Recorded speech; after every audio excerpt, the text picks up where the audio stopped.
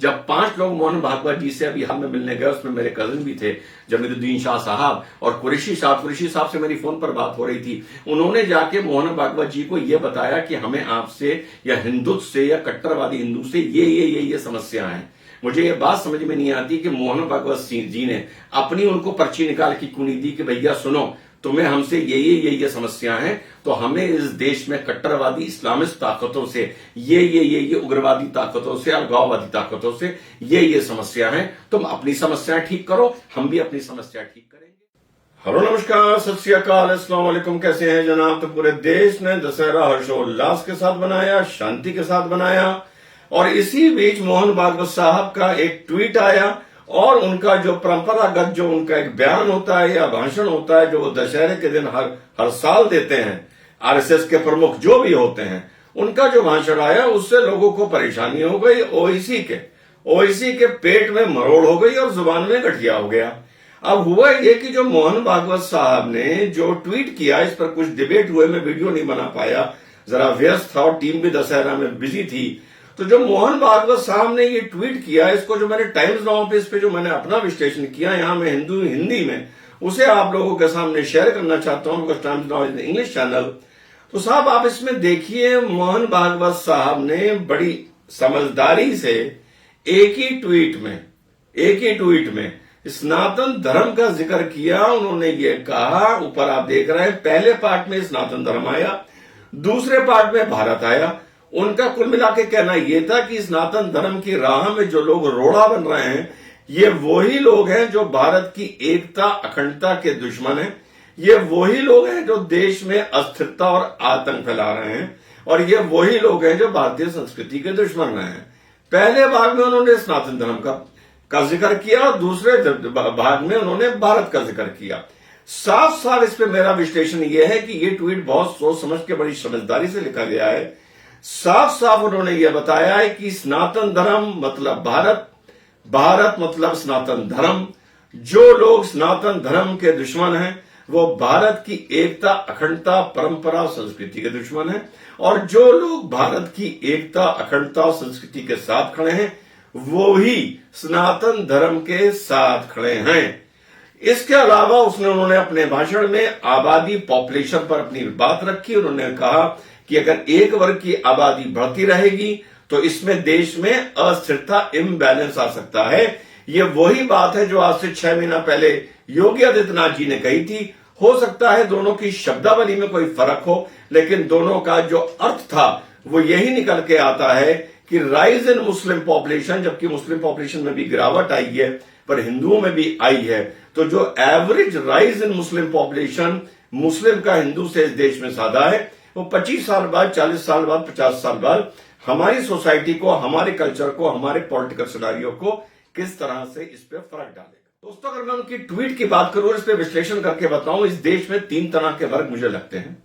पहला वर्ग वो है जो इस देश की संस्कृति का भी दुश्मन रहा है, इस देश की परंपरा का भी दुश्मन रहा है, इस देश की सनातन संस्कृति का घोर दुश्मन रहा है, और साथ ही साथ वो किसी हद तक जा सकता है जनसंघ, आरएसएस, मोदी, योगी को अपनी जगह से डिसमेंटल करने के लिए, डिथ्रोन करने के लिए, उखाड़ फेंकने के लिए। वो ऐसा वर्ग है जो इनको डिसमेंटल करने के लिए या डिथ्रोन करने के लिए, किसको? आरएसएस को, जनसंघ को, मोदी को, योगी जैसी विचारधारा को डिसमेंटल, डिथ्रोन करने के लिए भारत तक को डिसमेंटल और डिथ्रोन करने से पीछे नहीं हटेगा। ये वो वर्ग है जिसने देश में कोरोना काल में ऑक्सीजन खत्म होने पर भी मजाक के मीम बनाए। ये वो वर्ग है जिसने कानपुर घाट पर जब बालू से लाशें निकल रही थी कोरोना काल में, तब इसने वहां पर भी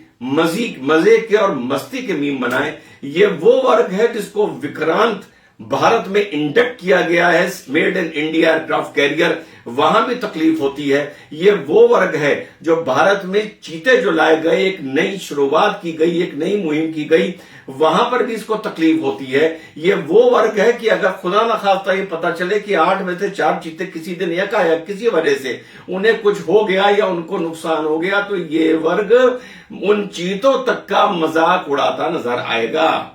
इससे ज्यादा बोलने की जरूरत नहीं है ना। ठीक, अब एक दूसरा वर्ग है, एक दूसरा वर्ग है जो आपका इस देश में सेकुलर वर्ग है, और वो वर्ग एक पॉलिटिकल कारणों से सेकुलर बना हुआ है, जो पहले वाले वर्ग को खाद पानी ऑक्सीजन देता है, कवर फायर देता है, अगर मगर लेकिन किंतु परंतु करने में उनका साथ देता है।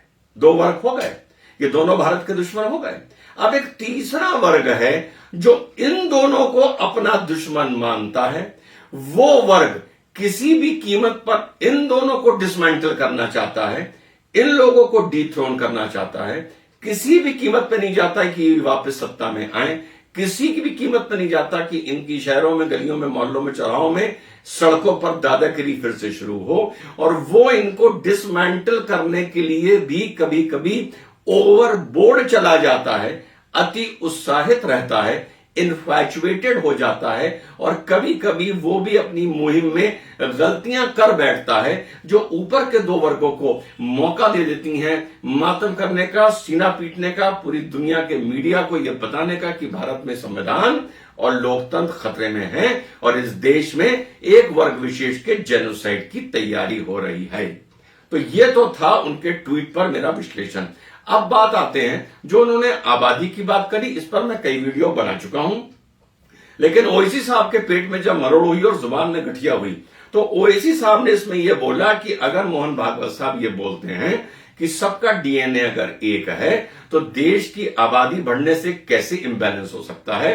दूसरा यह बोला कि अगर हमारा रिप्लेसमेंट फैक्टर आ गया है, अगर हमारे देश की बढ़ती आबादी अब स्टेबलाइज हो गई है, तो यहां पर कोई आबादी को लेकर कानून लाने की जरूरत नहीं है। बहुत ही मूर्ख बैरिस्टर है ये जिसने ये बात बोली है। मैं बार बार बोलता हूं, इस मूर्ख के कहने का मतलब यह है कि अगर एक क्षेत्र में, एक हाईवे पर यह लगने लगे कि अब लोग 80 किलोमीटर पर आवर की जो तयशुदा स्पीड लिमिट है उससे ज्यादा तेज गाड़ी नहीं चला रहे हैं, या किसी एक्सप्रेस वे पे जहां 100 किलोमीटर पर आवर की लिमिट है गाड़ी नहीं चला रहे हैं, लोग समझदार हो गए हैं, तो उस एक्सप्रेस वे में स्पीड लिमिट का कानून लाने की क्या जरूरत है। ये इतना मूर्ख बैरिस्टर है ये जाहिल आजम कि अगर ये सोच कर आया है, इसके कहने का मतलब ये है कि अगर ये साबित हो गया है कि इस देश में मोटरसाइकिल पर हर आदमी अब हेलमेट लगाने लगा है या गाड़ी पर सीट बेल्ट बांधने लगे हैं, तो इसके हिसाब से कोई अगर ये कानून लाए कि अगर हेलमेट ना पहने आप पकड़े जाएं तो आप पर जुर्माना होगा, तो वो कानून लाने की जरूरत नहीं है, और कानून अगर है तो उसको हटा देना चाहिए। ये तो हो गई इसकी बात। दूसरी बात जो मोहन भागवत साहब बार बार डीएनए की करते हैं और जिसका जवाब काउंटर ओवैसी ने रखा है, इसमें साथियों मेरा सोचना कुछ अलग है। डीएनए की लड़ाई मोहन भागवत साहब को, हिंदू को, राष्ट्रवादी लोगों को, उन लोगों को जो भारतीय संस्कृति से प्यार करते हैं, उनको लड़नी नहीं चाहिए। विश्लेषण करके बताता हूं क्यों। क्योंकि दोस्तों इस लड़ाई का कोई अंत में लॉजिकल कंक्लूजन नहीं निकलने जा रहा। यहां का मुसलमान इंडोनेशिया जैसा नहीं है जिसने माना कि हमने इस्लाम को अडॉप्ट किया, हम कन्वर्ट हुए, लेकिन हमारी संस्कृति इंडोनेशियन थी। यहां का मुसलमान ऐसा नहीं है जैसा इजिप्ट का मुसलमान था, जबकि वो अरेबिया के बिल्कुल बगल में था, कि उसने ये माना कि हमने इस्लाम को कबूल किया, लेकिन हमारी संस्कृति जो है वो अरबिक नहीं है, इजिप्शियन है। जो फैरौन, जो इस्लामी नजरिए से इस्लाम का दुश्मन माना गया है बतौर कुरान शरीफ, उसकी बनाई हुई चीजों के दम पर, उसी की बनाई हुई पिरामिड्स और स्पिंग्स के दम पर आज भी इजिप्शियन का पेट भर रहा है, उसकी रोटी चल रही है। अगर इजिप्ट ने यह मान के कि अब ये हमारी फरौन की संस्कृति हमारी संस्कृति नहीं है, इन चीजों को ध्वस्त कर दिया होता, तो शायद इजिप्शियन आज भूखे मर रहे होते। जो भी उनकी रोटी चल रही है वो टूरिज्म के नाम पर चल रही है। सद्दाम हुसैन से एक बार पूछा गया कि आपके अरब से क्या कनेक्शन है। सद्दाम हुसैन ने कहा, I am not an Arab, मेरा अरब संस्कृति से कोई लेना देना नहीं है। नेबुसरनिसार का मैं वंशज हूं, और नेबुसरनिसार मुस्लिम थियोलॉजी में एंटी इस्लामिक माना गया था। तो हमारी सोच ऐसी नहीं हो सकती जैसी इजिप्शियन मुस्लिम्स की है, इंडोनेशियन मुस्लिम्स की है, या जैसी सद्दाम हुसैन की थी। अगर आप डीएनए की बात पर लड़ते रहेंगे, आपका डीएनए से मतलब होगा प्रभु राम से, मर्यादा पुरुषोत्तम प्रभु राम का निकला हुआ डीएनए या भारतीय डीएनए। जब आप डीएनए पे आर्गुमेंट करेंगे तो आर्गुमेंट करते करते करते करते करते करते भाई लोग आदम अलैहिस्सलाम पर पहुंच जाएंगे। आप आर्गुमेंट करते करते करते करते करते करते मनु पर पहुंच जाएंगे। अब ये तो तय नहीं हो पाएगा। ये तो बिल्कुल गलत बात है कि ऊपर एक ताकत है जिसने अलग अलग तरह के अलग अलग धर्म के लोग इस दुनिया में पैदा करे, क्योंकि रिलीजियस थियोलॉजी कभी ये नहीं मानती कि इंसान बंदर से निकला।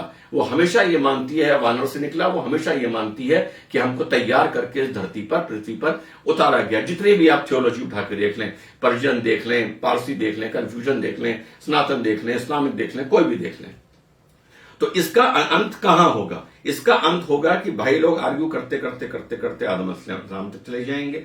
आप आर्ग्यू करते करते करते करते मनु तक चले जाएंगे। मुस्लिम डीएनए जिसका एक्चुअली में इस्लामिक थियोलॉजी के हिसाब से अगर बात करूं, ना मनु तक जाऊं ना आदम चलता हूं, अगर इब्राहिम अलैहिस्सलाम तक जाऊं, जिससे हमारा एक्चुअली में डीएनए मिलता है, एक्चुअली में वो मिलता है जो हमारी इस्लामिक थियोलॉजी बताती है ज्यूज से एंड क्रिश्चियन से। यार वहां तक तो हमारा डीएनए आपस में भाईचारा हो नहीं पाया। शिया सुन्नी जो मक्का में और मदीना में एक साथ बतौर एक उम्मत बतौर मुसलमान रहते थे, वो 1400 साल पहले अलग हुए। पूरा पूरा डीएनए एक है, वो तो आज तक एक हो नहीं पाए। देवबंदी बरेलवी का डीएनए एक हो नहीं पाया। तो ये वाला कथन कि मुसलमान कभी इस देश का ये मानेगा कि हमारा डीएनए सनातन है, इससे कभी भी आर्गुमेंट तो हो सकते हैं, खबर बन सकती है, डिबेट हो सकते हैं, हमारे वीडियो बन सकते हैं, पर इससे देश में कभी लॉजिकल कंक्लूजन निकलने नहीं जा रहा। आपको हिंदू वर्ग को, मोहन भागवत जैसे बड़ी शख्सियतों को, बुरा ना मानिएगा, मोहन भागवत साहब भी मुझे बड़े कंफ्यूज लगते हैं कुछ मैटर में। आपको यह तय करना पड़ेगा कि आप मुस्लिम से इस देश में बाय एंड लार्ज चाहते क्या हैं और आपकी शिकायत क्या है। डीएनए एक है, डीएनए एक है, इससे कोई कंफ्यूजन नहीं निकलने जा रहा। आप प्रूव कर देंगे मनु से सबका डीएनए है, वो प्रूव कर देंगे कि साहब आदम अलैहिस्सलाम से सबका डीएनए है। प्रूफ नहीं कर देंगे तो एंड तक आर्ग्यू करते रहेंगे, और हम जैसे मुनाफिक कभी भी आप दोनों को एक प्लेटफॉर्म पर नहीं ला पाएंगे। तो इस डीएनए की लड़ाई को छोड़िए। आप बतौर मेजॉरिटी कम्युनिटी जो इस संस्कृति से जुड़ी हुई है, सनातन संस्कृति से जुड़ी हुई है, हिंदू वर्ड तो बहुत बाद में आया था, आपको एक क्लियर स्टैंड लेना पड़ेगा कि बतौर माइनॉरिटी आप मुस्लिम से चाहते क्या हैं और क्या क्या उसकी कमियां हैं। जब 5 लोग मोहन भागवत जी से अभी हाल में मिलने गए, उसमें मेरे कजिन भी थे, जमीरुद्दीन शाह साहब और कुरैशी साहब से मेरी फोन पर बात हो रही थी। उन्होंने जाके मोहन भागवत जी को यह बताया कि हमें आपसे या हिंदुत्व से या कट्टरवादी हिंदू से ये समस्या है। मुझे ये बात समझ में नहीं आती कि मोहन भागवत जी ने अपनी उनको पर्ची निकाल के क्यों नहीं दी कि भैया सुनो, तुम्हें हमसे ये समस्या है, तो हमें इस देश में कट्टरवादी इस्लामिस्ट ताकतों से ये उग्रवादी ताकतों से, अलगाववादी ताकतों से ये समस्या है, तुम अपनी समस्याएं ठीक करो, हम भी अपनी समस्या ठीक करेंगे, कोई बीच का रास्ता निकाल लेंगे। तो डीएनए की लड़ाई बिना लड़े, क्योंकि इसका कोई लॉजिकल कंक्लूजन नहीं निकलना। मुझे पता है बहुत से भी ऐसे कमेंट्स आएंगे जो स्टैब्लिश करेंगे रिजवान अहमद तुम गलत हो, सब मनु से हैं। बहुत से ऐसे कमेंट आ जाएंगे जो स्टैब्लिश करेंगे रिजवान तुम मुनाफिक है, हम सब आदम अलैहिस्सलाम से हैं। तो इस लड़ाई में ना पड़िए। सिर्फ आप एज अ मेजॉरिटी कम्युनिटी साफ स्पष्ट लफ्जों में मुसलमान से ये कहिए, आरएसएस लीडरशिप ये कहे, बिना बात का secular Hindutva hard line soft line खेल खेलना बंद करें। I am not impressed. आप तय करिए कि आपको कट्टरवादी भारतीय संस्कृति का होना है या आपको खामखा उदारवादी होना है, जिन्होंने 70 साल में इस देश को बर्बाद कर दिया।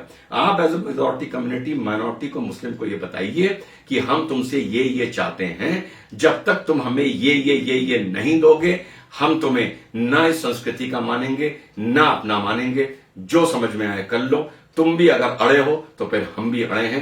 जब तक आपका हिंदू भाई को ये एटीट्यूड नहीं होगा और खामखा सेकुलरिज्म और उदारवाद की बातें आप करते रहेंगे विद ड्यू रिस्पेक्ट, जैसे कभी कभी मोहन भागवत साहब भी कर देते हैं, देश में और भ्रम बना रहेगा, कंफ्यूजन बना रहेगा और आपका हिंदू साथियों स्टैंड ऐसी लीडरशिप क्लियर नहीं होने देगी। जय हिंद, वंदे मातरम, खुदा हाफिज।